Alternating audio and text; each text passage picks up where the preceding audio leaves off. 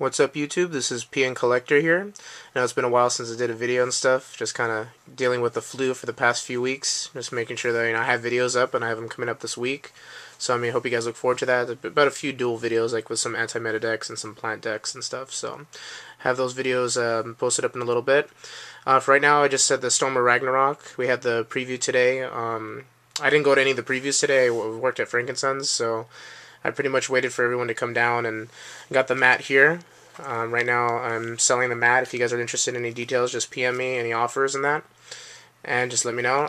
Also, with the new set, today we picked up the Ultimate Rare Loki.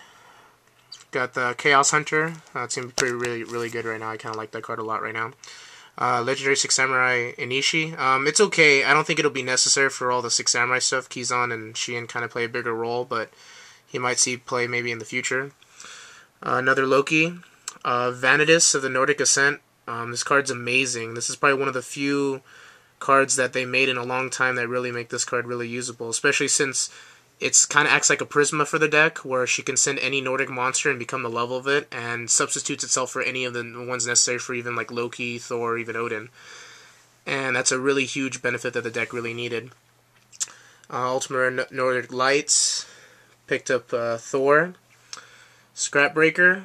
Pretty good card. It's going to make scraps kind of in a different type now that they have their own advantage with like a Cyber Dragon pump.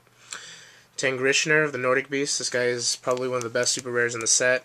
Brings out the 2 Nordic Beast tokens, and then you can use them as they're 3 stars, so you can sync right away into other types of monsters. And let's see, Valkyrie of the Nordic Ascendant, the tuner necessary for Odin. Not too bad, a really good card. Interesting what the deck will make out from it. Some rares like Tyre, Goldfax, probably the best tuner for all of them. Basically, if your opponent has a synchro monster, you can special summon it. The only necessary part about it is that it combos really well with Tagish Noster of the Nordic Beast. This guy, if it's switched from defense to attack mode, you get to search your deck for any Nordic monster that's a beast and special summon it. So it combos really well with these two together, especially since Goldfax is a tuner. Also necessary for Thor, and together they work really well. Not to mention, if Tangnoster is in your hand and one of your monsters gets destroyed in battle, you can special summon it. So it's really amazing, and I really like what they did the ruling with this guy, is that they allowed that even if he is set and you flip it yourself, you get to search your deck for a Nordic Beast still. So if it's Book of Moon and then you flip it, you get to special summon a Nordic Beast type monster from your deck. So it automatically gives it a strong advantage. Right here we got a Forbidden Lands. Really good card. I think it'll probably see play in a few decks, like maybe 1 or 2. We'll see. Svorthav of the Nordic Aflar, the tuner necessary for Loki. Stardust Shimmer. This is a pretty good card. I think it's something you'll see one of. It's not a lot of multiples, but it's really good for bringing back any of the Dragon Synchros, especially with Debris and stuff. Some random rares from the set: Diverge, Stardust Phantom. The new preview that we made for the new cards, Shien's Daredevil. Not too bad. It's okay. I don't think it's necessary though for their deck. Doppel Warrior, Musakame Magatama. So 6 Samurais have their little counter trap now. Kamagusha, the necessary tuners for the deck. Some rares Ascensions. More Nordic trap cards in that. A few of the other Muzio and Shinais. Not too bad. It'll be pretty good for the deck, but again, not so necessary, especially since all the other Samurais kind of take up the big role, like Kizan and that. Shien's, Garms, Mimirs. Not too bad. Jolsalaf of the Nordic Aflar. Not too bad. He's pretty good that he can, bring out a monster equal to the levels that you have, but he's kind of unnecessary for their deck. Some of the Nordic Relic treasures, not too bad.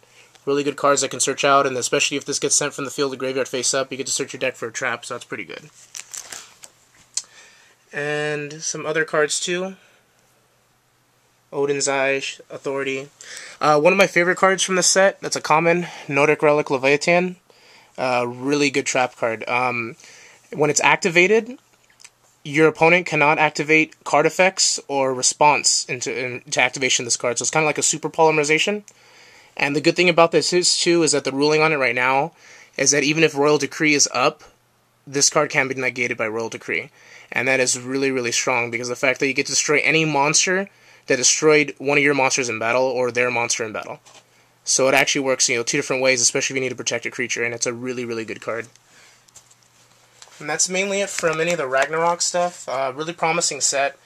A lot of actual surprising things. Again, the mat and that too.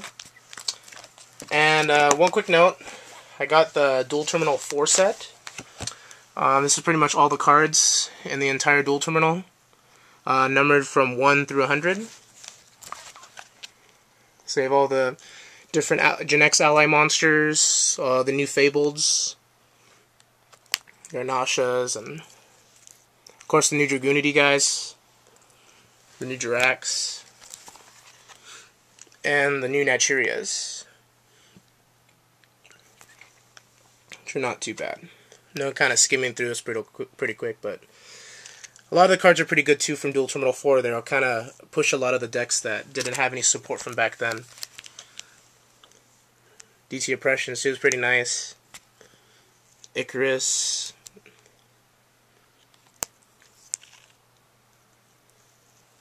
So there's not a lot of bad cards in this set. It actually supports a lot of the themes that needed to be themed out, especially like Ally Gen X or any of the Flame Veils. And this guy's amazing too. Gen X Ally Birdman will play a big role too in the future set, especially when Hidden Arsenals 4 comes out. Really good card. More Dragoonity cards. Naturia Mantis. A lot of people like that. That one in White Oak. White Oak is really, really good for the Naturia deck. Remainder of the Ice Barrier monsters. Exterio. Deity.